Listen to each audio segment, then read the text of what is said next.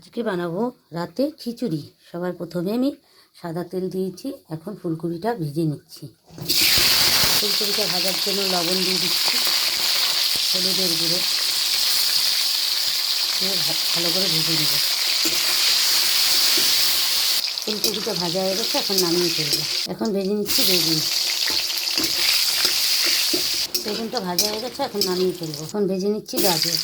গাজরটা ভাজা হয়ে গেছে, এখন নামিয়ে ফেলবো। এখন ভেজে নিচ্ছি আলু। আলুটা ভাজা হয়ে গেছে, এখন নামিয়ে ফেলবো। এখন ভেজে নিচ্ছি বিনস ভাজা হয়ে গেছে, এখন নামিয়ে ফেলবো। ফোড়নের জন্য শুকনো লঙ্কা দিয়ে দিচ্ছি সাদা জিরে। এখন দিয়ে দিচ্ছি আতপ চাল দিয়ে, আমি মুসুরির ডাল দিয়ে খিচুড়িটা বানাবো। এই দেখো আতপ চাল আর হলো মুসুরির ডাল, নুনিয়া আতপ, আদা কাঁচা লঙ্কা পেস্ট,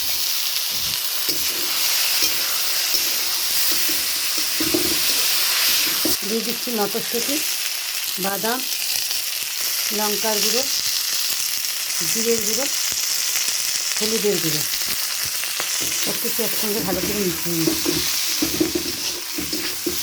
দিয়ে দিচ্ছি স্বাদ মতন লবণ, ভালো করে মিশিয়ে নিচ্ছি। কার কার এরকম খিচুড়ি ভালো লাগে শীতের দিনে অবশ্যই কমেন্টে জানাবেন।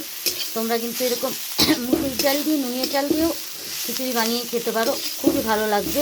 এরকমভাবে দেখো একবার, খেয়ে স্বাদ মতন চিনি।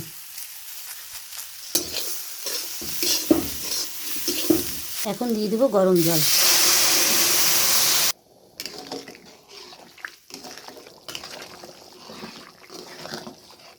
এখন দিয়ে দিচ্ছি ভেজে রাখা সবজিটা, সমস্ত সবজি দিয়ে দিলাম।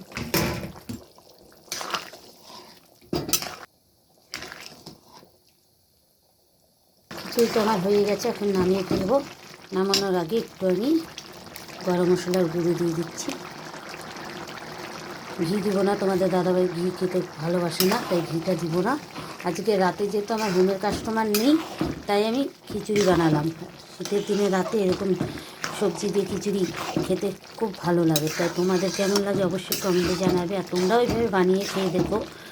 আর আমার ভিডিও যদি ভালো লাগে তাহলে অবশ্যই আমার চ্যানেলটাকে সাবস্ক্রাইবার করবে আর ফলো করবে। তোমরা যদি সাবস্ক্রাইবার ফলো পাশে না থাকো তাহলে আমার ভিডিও দিয়ে কোনো লাভ হবে না, তাহলে আমার ভিডিওটি করা একদম বেকার হয়ে যাবে।